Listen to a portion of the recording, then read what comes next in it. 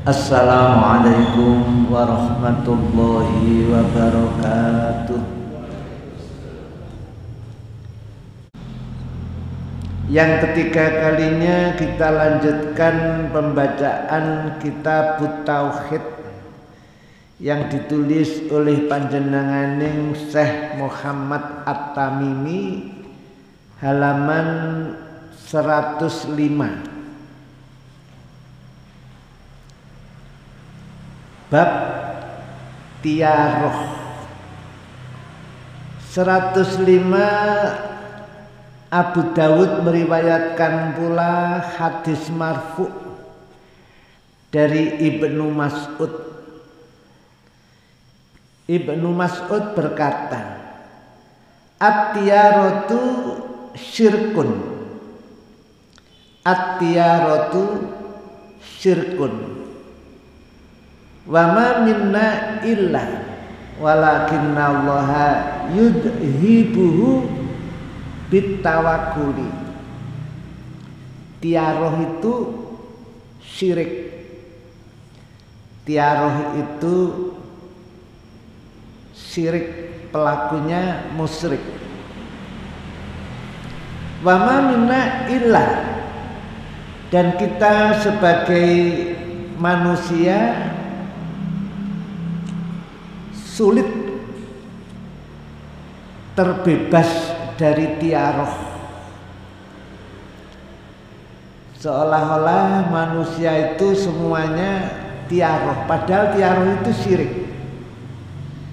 Walakinna Allaha yudhibu bitawakkuli, akan tetapi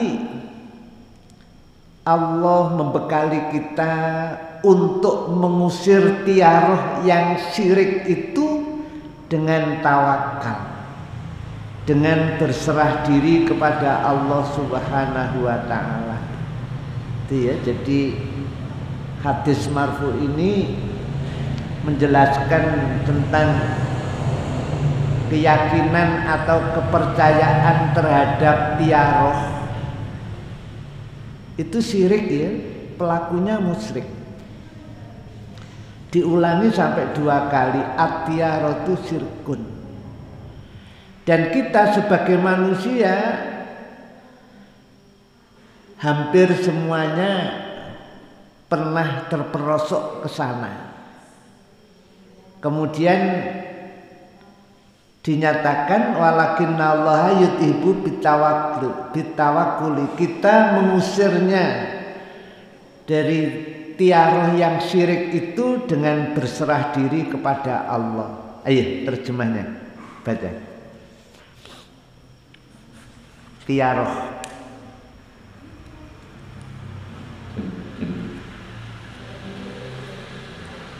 Tiaroh adalah syirik. Tiaroh adalah syirik. Dan tiada seorang pun di antara kita kecuali telah terjadi dalam hatinya sesuatu dari hal ini. Hanya saja Allah menghilangkannya dengan tawakal kepadanya. Kayak gitu ya. Jadi hati kita itu lebih-lebih memang lingkungan kita seperti itu. Nenek moyang kita seperti itu. Akhirnya kita pun pernah mempunyai keyakinan tiaroh, pernah mempercayai tiaroh. Hampir semua manusia seperti itu. Hanya saja Allah menghilangkan keyakinan, kepercayaan terhadap tiaroh dengan tawakal. Maka kalau hati kita belum tawakal, kadang-kadang hanya lisan ya. Saat sholat itu ya sudah menyatakan iyyaka na'budu wa iyyaka nasta'in. Hanya kehadirat-Mu ya Allah kami menyembah dan mohon pertolongan. Tapi ternyata itu hanya masih di lisan. Dan kepercayaan tiaroh itu tidak akan hilang dari kepercayaan kita kecuali kalau kita itu sudah bisa berserah diri kepada Allah. Kalau sudah berserah diri kepada Allah, maka tiaroh akan terusir dengan sendirinya. Perlahan-lahan itu akan menghilang. Dan hadisnya tadi jelas ya, at-tiaratu syirkun. Tiaroh itu syirik.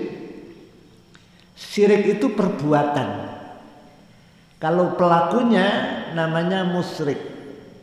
Jadi orang yang mempunyai keyakinan dengan tiaroh, maka itu syirik. Sampai diulangi 2 kali ya, at-tiaratu syirkun. At-tiaratu syirkun. Gimana? Ayo dilanjut hadis ini.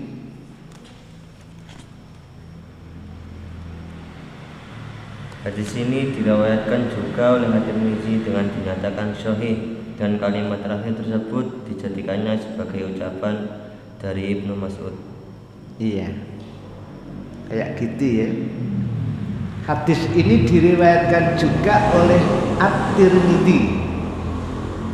At-Tirmidzi menyatakan bahwa hadis ini sahih.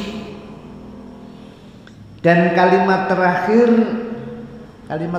tersebut ya, tawakalnya itu loh, dijadikannya sebagai ucapan dari Ibnu Mas'ud. Sing at-tiaratu syirkun itu sahih. Wa ma minna illa ya. Dan kita semuanya pernah mempunyai kepercayaan tiaroh. Hanya saja Allah menghilangkan keyakinan, kepercayaan terhadap tiaroh itu bisa hilang dengan tawakal. Tawakalnya gimana? Ya kita harus yakin dengan akidah kita, khairihi wa syarrihi minallahi ta'ala, baik dan buruk itu dari Allah Subhanahu wa ta'ala. Iya. Lanjut.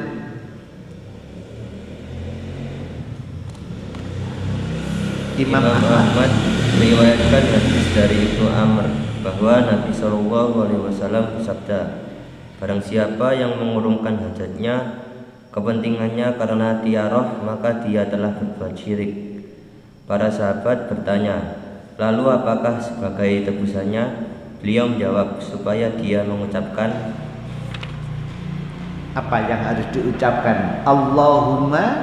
Allahumma la khaira illa khairuka, wa la tayra illa tayruka, wa la ilaha ghairuka. Ya, itu ya. Itu sewaktu-waktu kita mempunyai kepercayaan terhadap tiaroh, maka kita harus segera berdoa. Tadi doanya ya, mudah-mudahan kita hafal.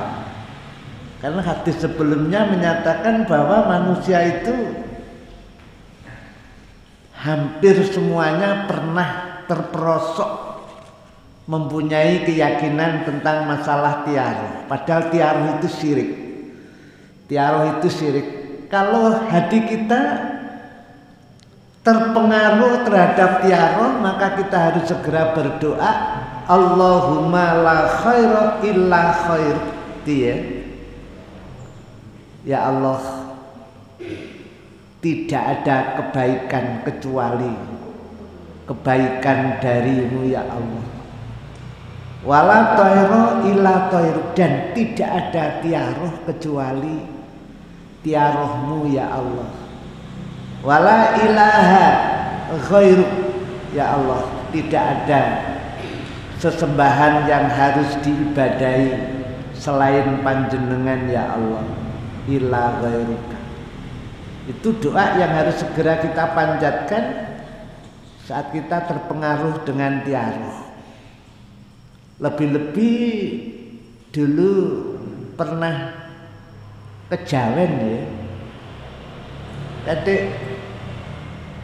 kejawennya didukung dengan undang-undang melestarikan budaya nenek moyang. Itu kan ada undang-undangnya. Terus tradisi ini nek omah iku klebonan ula. Nah, ini tiaroh loh ya. Atau melihat ular di depan rumah. Saat kita mempunyai rencana besar yang sudah jauh hari kita rencanakan. Belalah pasar pe berangkat ana ula liwat. Yen ulane urip ya bah liwat. Kalau meyakini bahwa programnya akan gagal karena ada ular liwat, itu syirik. Tiaroh itu menganggap dengan bertemu burung atau bertemu hewan atau apa saja, kemudian dia meyakini mengkaitkan dengan adanya binatang yang dilihat dengan program yang direncanakan ini akan sukses atau akan gagal. Mengkaitkan ini loh. Ini kebiasaannya awake dhewe nenek moyang dhewe Jawa kuno itu kan ana istilah ilmu ta'atik gatuk alias ilmu gatolojo. Itu kan ada kan di kita. Iya. Diotak-atik nek ketemu ya iku man. Ya apapun ya. Entah itu burung hantu, entah itu burung perenjak, entah itu burung merpati yang dilepaskan ternyata terbangnya ke selatan, kemudian menganggap mobil yang hilang itu sekarang adanya di selatan karena burung yang diterbangkan arahnya ke selatan, maka kita harus nyari ke sana. Jadi berangkatnya ke sana karena burung merpati yang dilepas tadi terbang. Jadi ilmu yang seperti ini loh. Ini kalau tidak mengkaji ayat-ayat Al-Quran, tidak mengkaji hadis, ini sulit lepas dari tiaroh ini. Dan dinyatakan hampir setiap manusia pernah terperosok ke sana. Kalau masih ada sekilas seperti itu, segera berdoa, Allahumma la khaira illa khairu. Tidak ada kebaikan yang datang kecuali darimu ya Allah. Itu harus segera berdoa. Jadi enggak karena ada sesuatu terus diotak-atik itu enggak ya. Lanjut. Imam Ahmad meriwayatkan pula hadis dari Al-Fadl bin Al-Abbas radhiyallahu anhu. Innamat tayratu ma amdoka auradaka. Iya, terjemah. Sesungguhnya tiaroh itu ialah yang menjadikan kamu terus melangkah atau mengurungkan niat dari keperluanmu. Iya, itu ya. Ini loh, definisi tiaroh ini loh ya. Ini hadis loh ya. Ini kalau tidak dikaji maka nggak mungkin kita bisa lepas dari tiaroh. Padahal tiaroh itu musyrik. Di Rasul sabdakan ya, riwayat dari panjenengan Imam Ahmad. Imam Ahmad meriwayatkan pula hadis dari Al-Fadl. Al-Fadl itu siapa? Al-Fadl itu anaknya Abbas, Fadl bin Abbas. Piye nek dawuh innamat tiaratu ma amdoka au roddaka itu ya definisi tiaroh itu. Sesungguhnya tiaroh itu ialah yang menjadikan kamu terus melangkah atau mengurungkan niat dari kepentinganmu. Jadi harus melangkah karena punya program besar yang harus tuntas. Di hari itu pagi hari direncanakan habis subuh berangkat. Persiapan dilaksanakan waktu tahajud. Tahajudnya biasanya 11 terus garik telu, mulai perlu persiapan. Terus garik budal wurung krono ana ula melintas tadi. Ini loh ya, ini sebuah kesyirikan.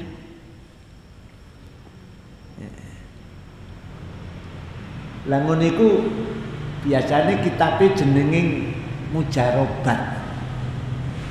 Pernah baca mujarobat? Mujarobat itu bahasa Arab ya. Nek sing rada Jawa bintang jemur. Apa maneh? Ya. Isbah. Jadi ilmu sing ngotak-ngatik sesuatu terus dihubungkan dengan program sehingga program ini bisa jalan sebab dari tiaroh tadi, atau gagal juga karena tiaroh, dan itu musyrik. Makanya harus segera berdoa. Gimana doanya? Allahumma la khaira illa khairuka. Ya Allah, tidak ada kebaikan yang datang kecuali darimu ya Allah. Wala thaira illa thair, dan tidak ada tiaroh satupun yang bisa menggagalkan program atau rencana kecuali toiru, kecuali tiaroh panjenengan ya Allah.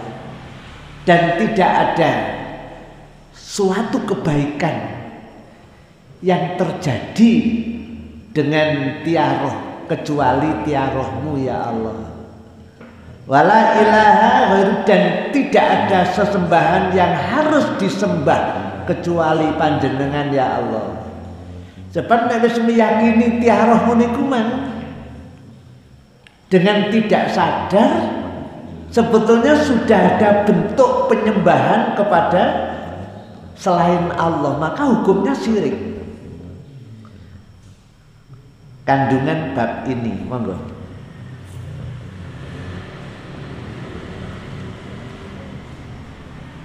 Tafsir,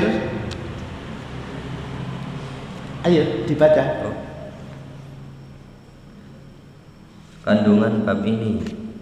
Yang pertama, tafsir kedua ayat tersebut di atas. Iya, jadi tafsir kedua ayat, perhatikan ya ayatnya ya.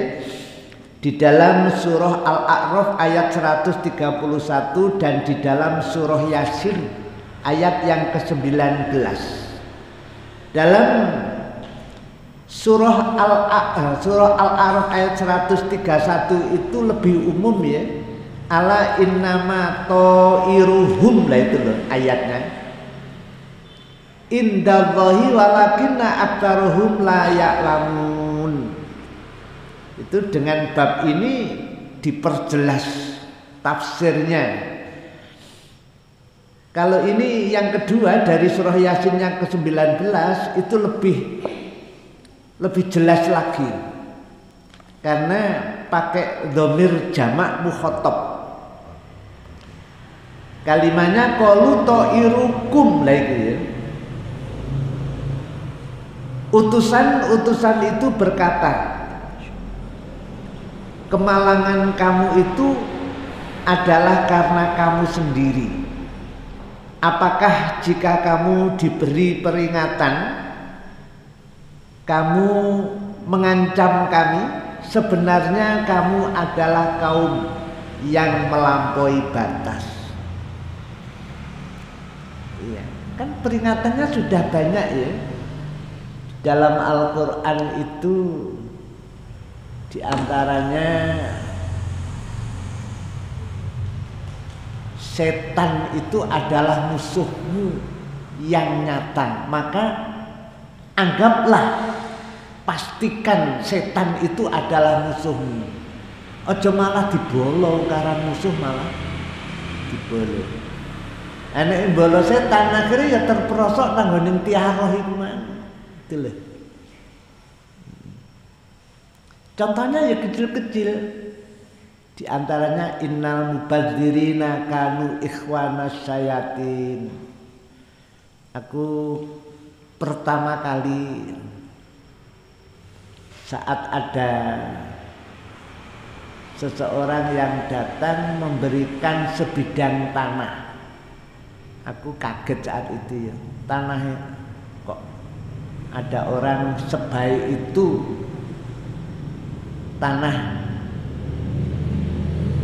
diberikan. Saat itu saya masih numpang di rumah orang yang orangnya ke Kalimantan, jadi rumahnya kosong. Kemudian saya tempat di situ. Tiba-tiba ada orang datang ke tempat rumah yang saya tempat itu menyerahkan sebidang tanah.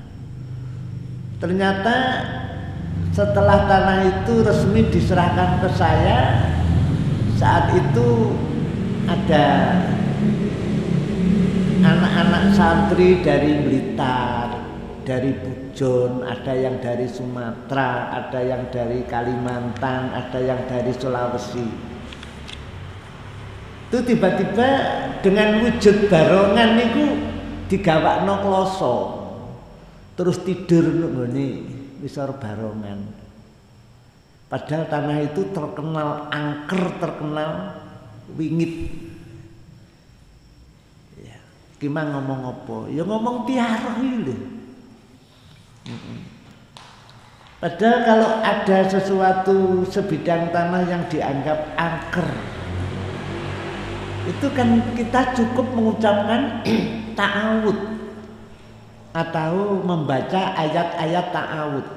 Ta'awud itu kan ada yang a'udzubillahi minasyaitonirrajim, ada yang a'udzubillahi samil alimi minasyaitonirrajim, ada sing domane ditambah bin hamzihi wa nafthihi wa naftih. Itu kan, itu ta'awud. Kalau ayat-ayat ta'awud ya kul a'udzu birabbil falaq, terus kul a'udzu birabbin nas, itu dua disebut dengan ayat mu'awidatain atau surah mu'awidatain, dua surat untuk mohon perlindungan kepada Allah. Jadi minta perlindungannya bukan kepada dukun, bukan kepada danyang sing bau reksa desa Mredo, yang saya tempati kan kampungnya namanya Mredo. Enggak ya, tapi berlindungnya kepada Allah. Dan itu pun aku enggak tahu, anak-anak itu tiba-tiba kalau lampu kelip-kelip saat saya melintas di jalan itu, tak telek kok nang turun ngono. Sapa iki? Ternyata termasuk saat itu paling kecil itu namanya Solehuddin, jadi tanggane Fatih itu kecil ya melok-melok turun ngisor barongan. Padahal nek kono jarene ana ulane gawedhi, sering kali iku melintas nek ngene dalan. Dadi buntute nek ngisor barongan, terus ndase iku nek ngene jurang seberang jalan jarene.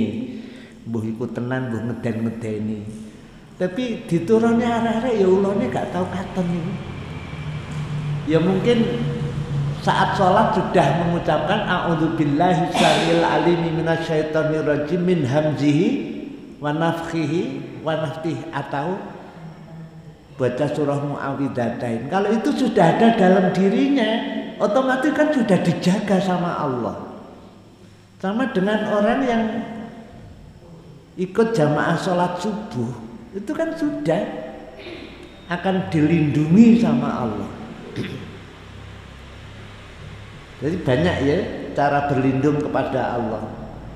Jadi kayak gitu, oh gak kok ngomong nuwun sewu Mbah, kutune arepe enggak gitu enggak, tapi a'udzubillahi minasyaitonirrajim. Ya. Gimana? Lanjut. Di dua ayat itu ditafsiri dengan penjelasan-penjelasan yang tadi dijelaskan oleh sekian banyak hadis. Ayo lanjut. Yang kedua, dinyatakan bahwa tidak ada adwa. Iya, dinyatakan bahwa tidak ada adwa. Adwa itu apa toh?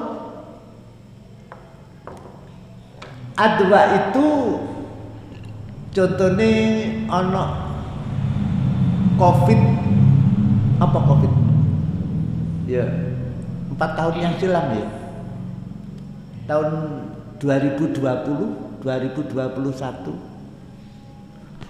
Yang namanya virus COVID, iya, Corona.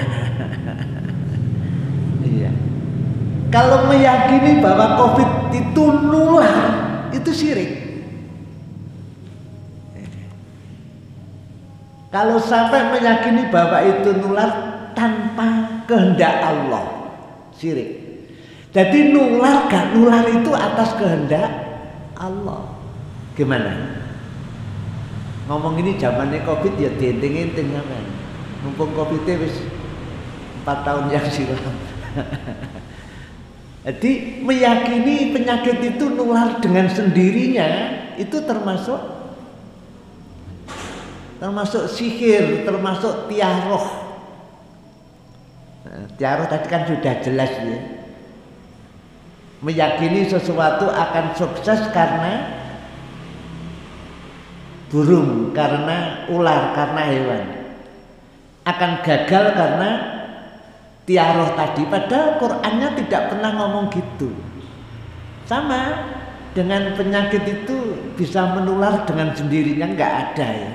Itu semuanya atas kehendak Allah. Jadi memang di Lauhul Mahfuz sudah dicatat si A ini akan terjangkit virus corona. Dan kemudian satu keluarganya akan terjangkit semuanya ketularan. Itu sudah ada catatan di Lauhul Mahfuz. Gimana? Bisa dipahami? Sebenarnya menonok corona mana, muga-muga wis gak ada ono corona mana. Ya. Itu tidak akan menular kecuali sudah ada catatan di Lauhul Mahfuz. Itu loh ya. Jadi kita nggak usah takut-takut ya. Usaha maksimal sesuai dengan aturan. Kita harus pakai masker, kita harus itu kita laksanakan, tapi keyakinan kita tidak ada virus corona yang bisa menular kecuali itu memang sudah ada ketetapan Allah yang tercatat di Lauhul Mahfuz. Gimana? Bisa dipahami tak? Lanjut.